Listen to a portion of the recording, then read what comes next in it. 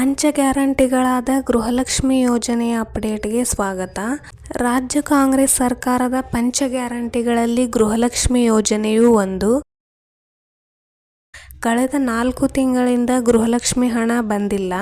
ಇದು ರಾಜ್ಯದ ಯಜಮಾನಿಯರ ಆಕ್ರೋಶಕ್ಕೆ ಕಾರಣವಾಗಿದೆ. ಮಹಿಳಾ ಮತ್ತು ಮಕ್ಕಳ ಕಲ್ಯಾಣ ಇಲಾಖೆ ಸಚಿವೆ ಆದಂಥ ಲಕ್ಷ್ಮೀ ಹೆಬ್ಬಾಳ್ಕರ್ ಮೇಡಮ್ ಅವರು ಮಹಿಳೆಯರಿಗೆ ಸಿಹಿ ಸುದ್ದಿಯನ್ನು ನೀಡಿದ್ದಾರೆ.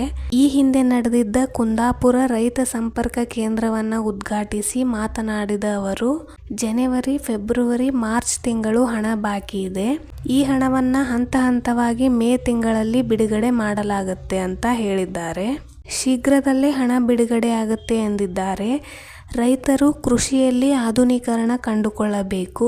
ರೈತರು ಸುಖ ಸಂತೋಷದಿಂದಿದ್ದಾಗ ಮಾತ್ರ ದೇಶ ಅಭಿವೃದ್ಧಿಯಾಗುತ್ತೆ ಎಂದಿದ್ದಾರೆ.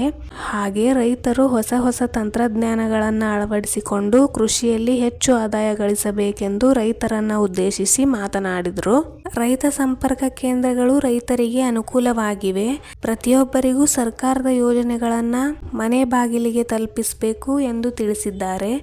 ಹಾಗೆ ಗೃಹಲಕ್ಷ್ಮಿ ಹಣ ಸಿಗದೇ ಇರುವ ಕಾರಣ ಬಿಜೆಪಿಯವರು ಇದನ್ನೇ ರಾಜಕೀಯ ಅಸ್ತ್ರವಾಗಿ ಬಳಸಿಕೊಂಡು ಗೃಹಲಕ್ಷ್ಮಿ ಯೋಜನೆ ಟುಸ್ಸಾಗಿದೆ ಎಂದು ರಾಜಕೀಯವಾಗಿ ಗೇಲಿ ಮಾಡುತ್ತಿದ್ದಾರೆ.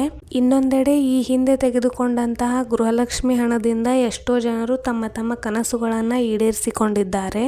ಆದರೆ ಈಗ 3-4 ತಿಂಗಳ ಹಣ ಬಾರದೇ ಇರೋದ್ರಿಂದ ಸಿದ್ದರಾಮಯ್ಯ ಸರ್ಕಾರದ ಮೇಲೆ ಸಿಟ್ಟಾಗಿದ್ರು.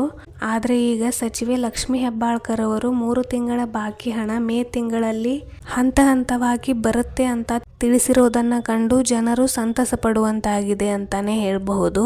ಈ ಗೃಹಲಕ್ಷ್ಮಿ ಮಾಹಿತಿ ನಿಮಗೆಲ್ಲ ಇಷ್ಟ ಆಗಿದ್ರೆ ಪ್ಲೀಸ್ ವಿಡಿಯೋಗೆ ಲೈಕ್ ಮಾಡಿ, ಹಾಗೆ ಸಬ್ಸ್ಕ್ರೈಬ್ ಮಾಡೋದನ್ನು ಮರಿಬೇಡಿ.